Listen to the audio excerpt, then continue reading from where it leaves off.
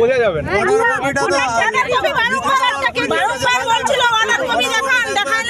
High অথরিটির কাছে, যেমন আমাদের এসপি সাহেবের সঙ্গে আপনারা কথা বলতে পারবেন।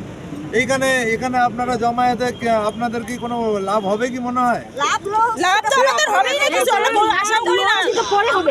লাভ লস তো পরে হবে। এটা বলা হয়েছিল যে আপনি আজকের মতো এইগুলো ওদেরকে বলুন, আমরা পরে দেখা করব।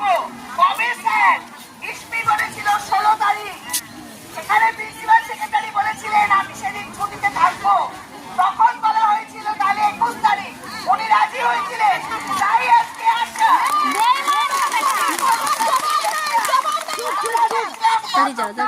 বিকেল থেকে সন্ধ্যা থেকে বিভিন্ন জায়গায়, রায়গঞ্জ, কুচবিহার, নানান জায়গায় পুলিশ এই আশা কর্মচারীদের বাড়ি পেছিয়ে যাবে।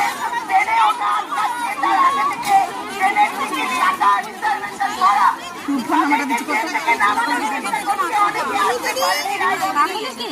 আজকে সকালে বোলপুর, মেদিনীপুর, বর্ধমান, কুচবিহার, নানান জায়গায় ট্রেনে ওঠে বর্ষার পরেও ট্রেন থেকে নামাতে চেষ্টা করেছে। তারা রেল অবরোধ করেছে, রাস্তায় শুয়ে পড়েছে, রেল লাইনের উপরে শুয়ে পড়েছে। তারপর পরে আবার ওই আশাকর্মীরা এসে এই আন্দোলনে যোগ দিয়েছে, কারণ তাদের দাবি অত্যন্ত ন্যায়সঙ্গত। আমরা রাজনীতি মনে করি 15,000 টাকা বেতন ওতেই বেশি কিছু চাওয়ার নয়। এইটা প্রশাসনের জন্য একটা দরকার। 15,000 টাকা ভাতা করার জন্য লাগাতার কর্মবিরতি করে যেতে হচ্ছে।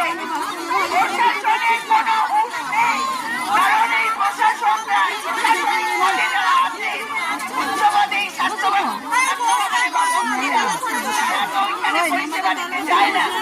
ফলে তা হচ্ছে ওদের মধ্যে লড়াই লাগিয়ে দিতে চাইছে আশা কর্মীর সঙ্গে। ওই পরিষেবা যারা পায় তাদের সঙ্গে লড়াই লাগাতে চেষ্টা করছে।